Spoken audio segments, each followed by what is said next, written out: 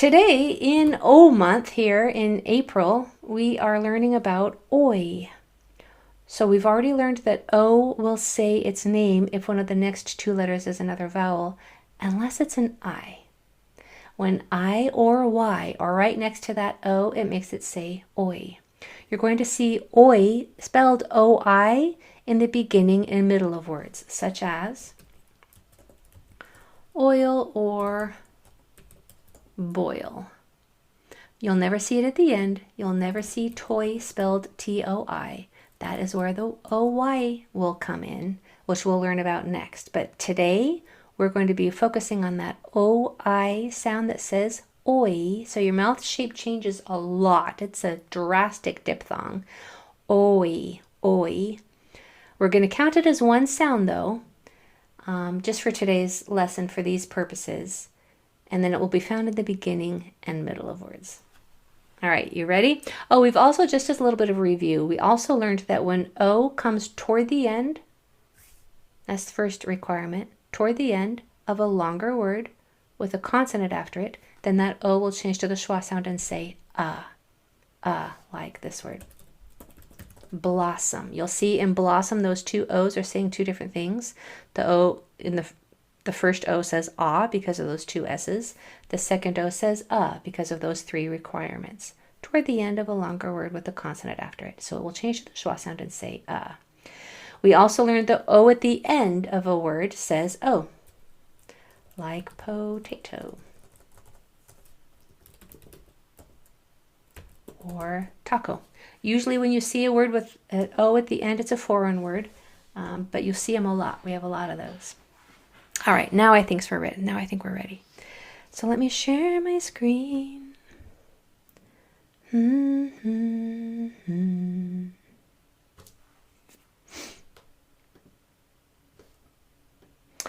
So let's work on this first word here together.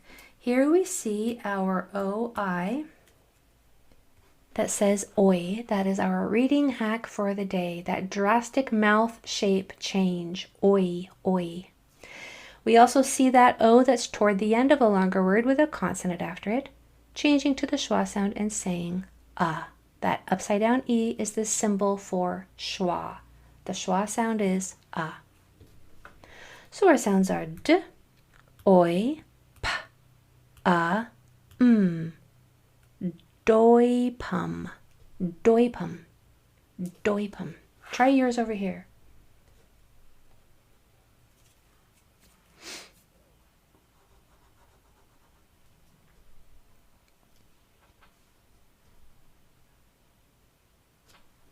All right, so we know that this O-I together say oi, right? We know that this O makes the schwa sound and says So our sounds are t, oi, p, toipum, toipum. Yeah? Did you get it Y or A? Yes or almost? You're welcome, MP. Welcome back. Toipum. Good. A lot of you got toipum pretty well, pretty easily. Nice. Okay, let's move on. Number 2 together. Here we have an O-I that says oi. Here we have a long O, we can tell because there's a silent E. This is an O consonant final silent E. That E is there to make the O say its name, to be its companion vowel. So our sounds are, don't forget that R, P, oi, N, D, O, P. Proin, dope. Don't let an R sneak in after the D. It might be tempting for an R to come in right there. Don't let it. The R does have to come in right here. Proin, dope. Proin, dope. Okay, try this one over here on your own.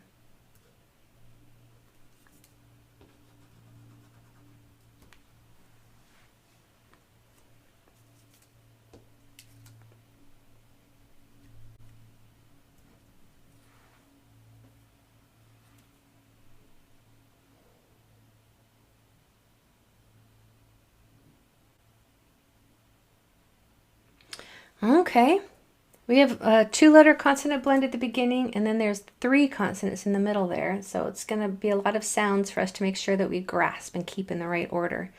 So this OI says oi, our reading hack for the day. We know that this O is going to say O because of the tab 2 rule. There's a vowel in the next 1 or 2 spots. E's at the end are usually silent. So our sounds are t, oi, s, t, o, b. I'm going to do successive blending, one sound at a time, to make sure that they all stay in the right order.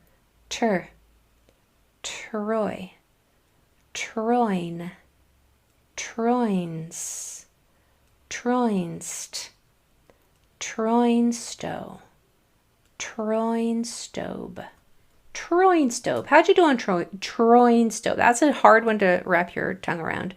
Y or A for that one? What? Yes or almost? For Troinstobe. It's easier if you say it slowly. Troinstobe. Yes, but it was hard? Yeah. Troinstobe. That was hard for me too. Troinstobe. All right, let's try number 3. Try to read number 3 on your own. Just as a reminder, O at the end says O.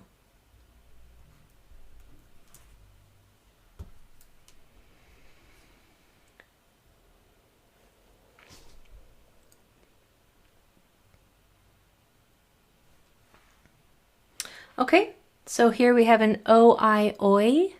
Here we have a long O sound O. O at the end says O. So the sounds are p, l, oi, s, o. Don't skip that step. I know some of you might be tempted to not dot the sounds, but it's dotting the sounds that is going to make it clear and organized in your brain. And it's going to change your reading habit from just kind of blasting through and hoping that you grab all the sounds to more of a, I'm going to make sure that every single sound is grasped. And so we're retraining our brain to read by sound without any of them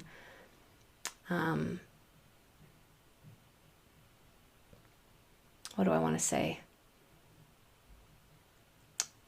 Getting the better of you. So sometimes sounds can exit or enter or get flipped around. They'll try to just sneak in or out of words, but you are learning, you're training your subconscious, you're strengthening new nerve pathways, you're building new habits to make sure that you grasp every single grapheme, keeping it in the right order, and dotting those sounds is a brilliant way to do that. So try not to skip that step. So, p, l, oi, s, o, ploiso, ploiso. All right. What would that word have said without the L?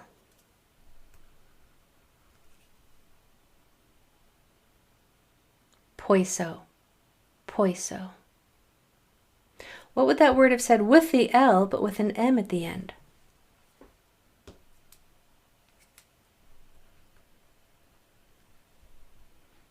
Now this O changes. It's no longer a long sound. Now it is a schwa sound. And now it would say ploisome, ploisome. Okay? Try this number 3 over here. Go for it.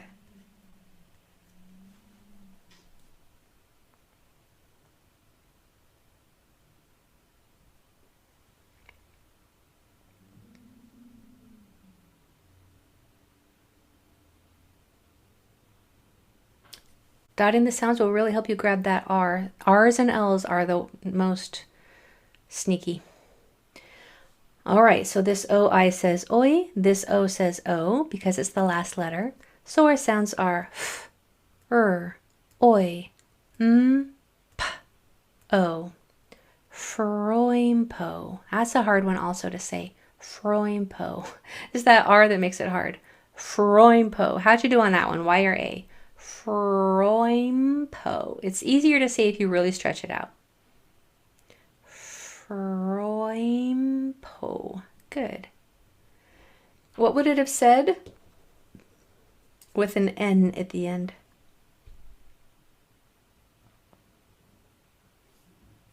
Now this O must change to the schwa sound and say so now it's Froimpen. Freumpen. Okay? All right, try this number 4 right here. I'm not going to mark it. I'm going to let you mark it. That R, Kaylee. I know. It's the R's fault. It is not your fault. It is the R's fault. When I teach little kids, I have little blocks with R and L and N on it. And when they get tripped up in a word, if a student is having a hard time with that R, L, or N, because almost all reading errors have to do with one of those 3 letters, I just have them take that block and put it in timeout. That just helps them to separate the error from their ability to read the word. It blames it on the letter, not the word.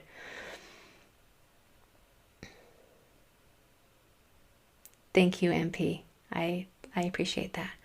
All right, so we have an oi here, and then we have an ah, don't we? Because of the tap 2 rule, and then a long O at the end.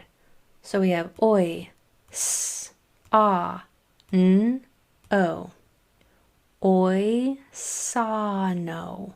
Oi, sano. Give me a Y or an A, please, if you got oi, sano. Yes or almost.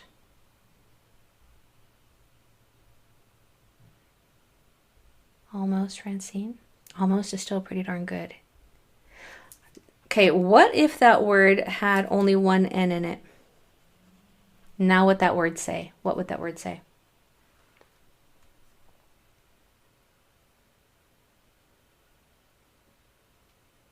Now this O can no longer say ah, it would have to say O. That word would then say oi sono. Oi sono. What if that word had only one N and then this one was a T? Now it's oi santo. Oi santo. Yeah? Nice. Let's hop on down here to the extra practice and throw me some requests if you want me to do any of these with you before I let you off to do them on your own. Number 8, you got it. Okay, Joe would like for us all to try number 8. Go for it. Good choice.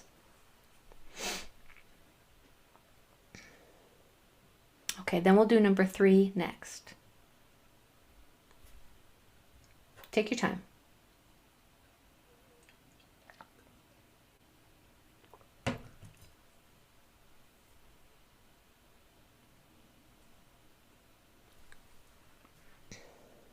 You bet. So we'll do 8, then 3, then 9. I think we should have enough time for that. All right, so for number 8, we know that this O is going to make it short sound and say ah because of those 2 consonants after it. We know that OI says oi, our reading rule for the day. We know that this O says O because there is a silent E at the end and that E says nothing. So our sounds are k, ul, ah, s, oi, t, o, p. Pay special attention to this R and this L. All right? One sound at a time. Cl, claw, class, classoi, classoim, classoimt, classoimter, classoimtro, classoimtrope, classoimtrope. Ooh, wee, that was a doozy. How'd you do on that one? Y or A? Classoimtrope. If you can wrap your mouth around classoimtrope, you are doing amazing. Well done. Let's try number 3. Go for it.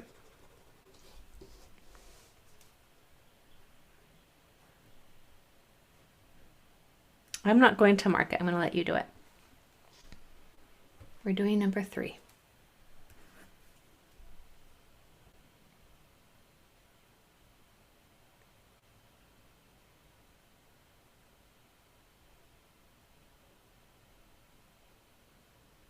All right, so this OI says oi. This O is going to make it short sound and say ah because of those 2 P's after it. This O will not say ah, it will say It will change to the schwa sound because it is toward the end of a multisyllable word with a consonant after it. So our sounds are ch, oi, s, ah, p, choi, sopum. Choi sopum. How'd you do? Y or A? Choi sopum. Choi sopum.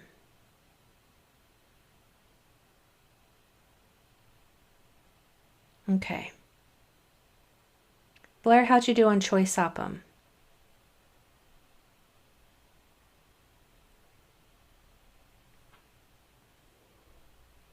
Okay. Okay. Try number 9, everybody. Last request here.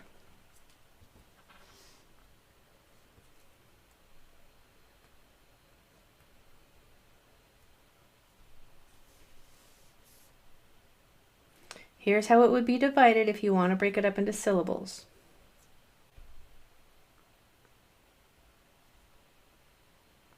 You can do this.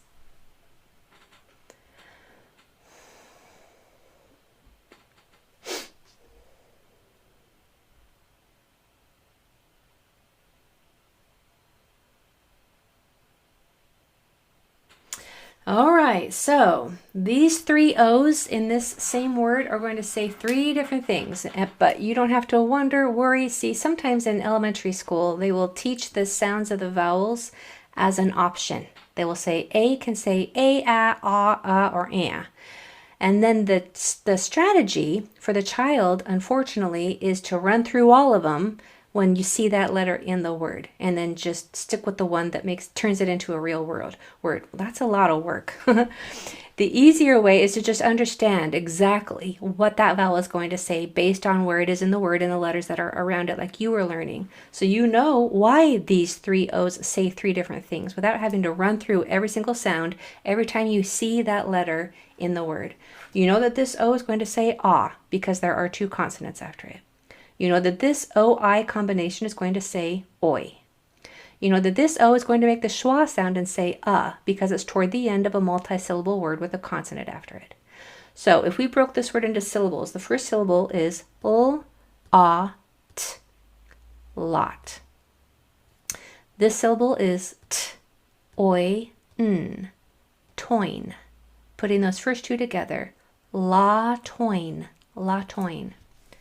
The last syllable is d, drum. Sounds just like the drum that you play, drum. Putting all 3 of those syllables together, la toin drum, la toin drum. Please let me know Y or A on how you did on la toin drum. Yay!